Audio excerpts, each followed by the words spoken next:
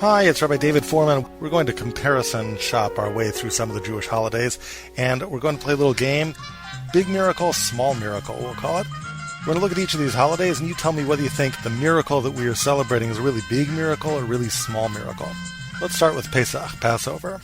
So the Jews are enslaved in Egypt for centuries. Then, 10 plagues descend upon our adversaries. Huge plagues unknown to the civilized world. It all culminates with the splitting of the Red Sea. The Egyptian tormentors are destroyed. The Jews go to freedom.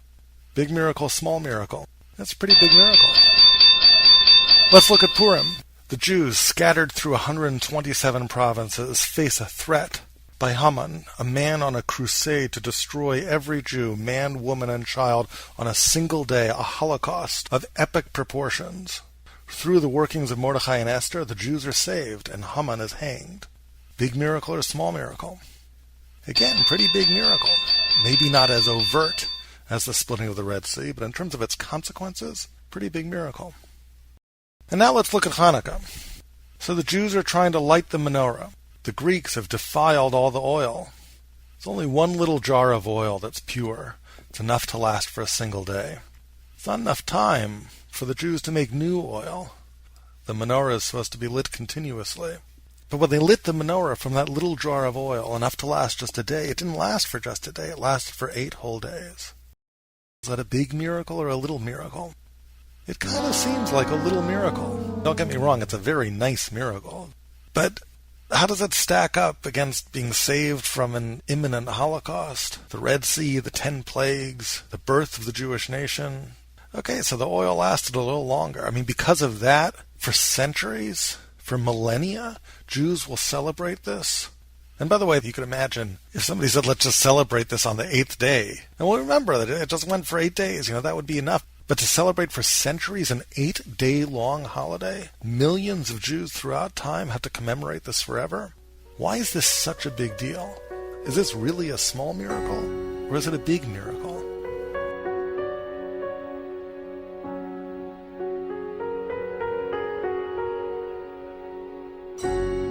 Okay, so that's question number 1 for you. Here's another question I'd like you to consider. Most holidays on the Jewish calendar, it's pretty clear what it is we're celebrating. Pesach, we're celebrating the Jews going free from Egypt. Purim, we're celebrating the Jews being saved from Holocaust. In Hanukkah, what exactly are we celebrating?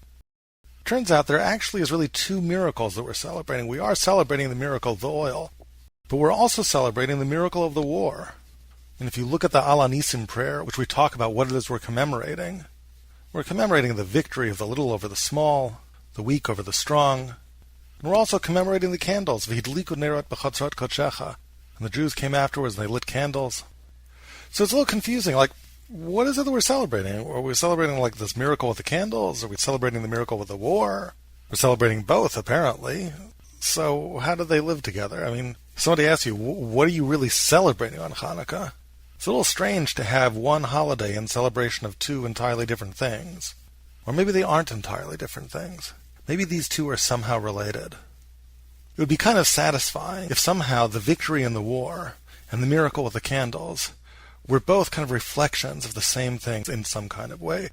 There's one unified thing that we're celebrating on Hanukkah. The candles is one aspect of it. The war is the other. But what is that unified thing? If we could somehow isolate the common denominator in both, we might have an insight into what it is.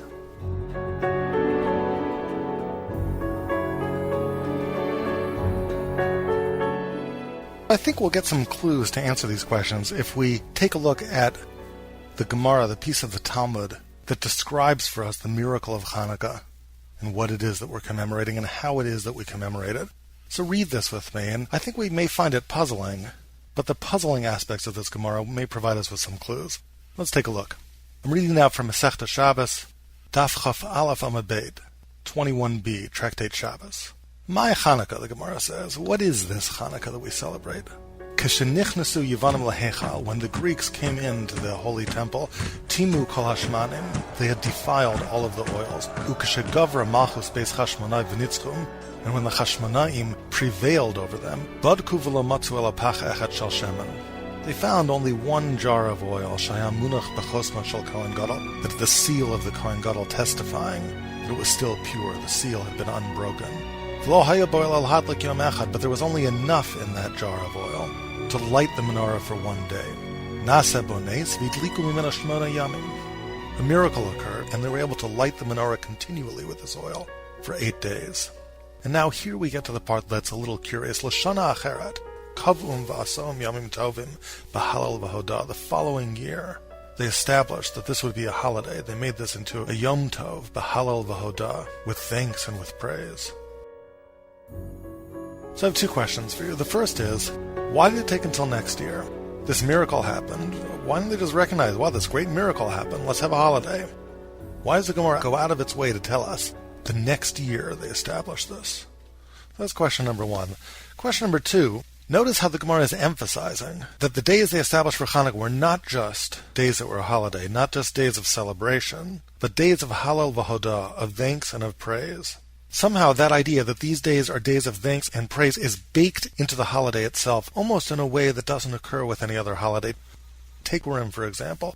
If you look at the Al Hanisim prayer, which we insert into Shemona Esrei and into Birkat HaMazon, you won't find this aspect of the day, that a holiday was established for praise and for thanks. The structure of the Al Hanisim prayer is we say that there's this great miracle, then we describe the miracle. In the days of Mordechai and Esther, there was a threat of a terrible Holocaust, and at the end, it was Haman, the one who was hanged on a tree. V'tolu otovet banav ala eitz, and that's the way Al Hanisim ends. That's not the way Al Hanisim ends when it comes to Hanukkah. After the description of the miracle, after the talk of coming into the temple and relighting the menorah, we don't end with that description of the miracle. The Al Hanisim prayer continues, V'kavu shmonat yimei Chanukah elu lodot la'alel shimcha gadol. It's almost as like this is part of the miracle. This is part of the description of the events that we're celebrating, that after this all happened, they established these days of Hanukkah, Lahodot La'alel, to praise you. Why is that itself part of the thing that we commemorate? It's like we're commemorating the act of commemorating. Well, it's weird. We're not commemorating that. You're commemorating the miracle. What's going on here?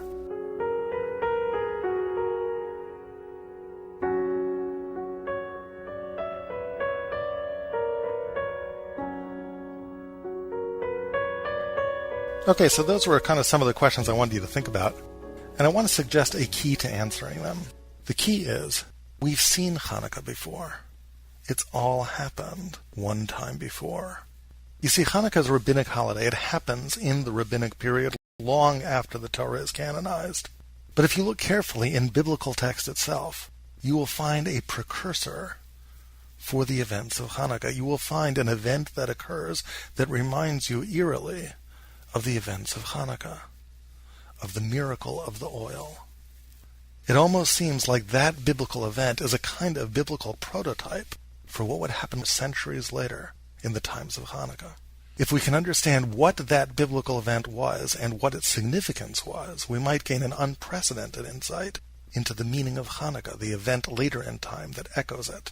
What was that biblical event and what did it mean? That we'll talk about in the next video.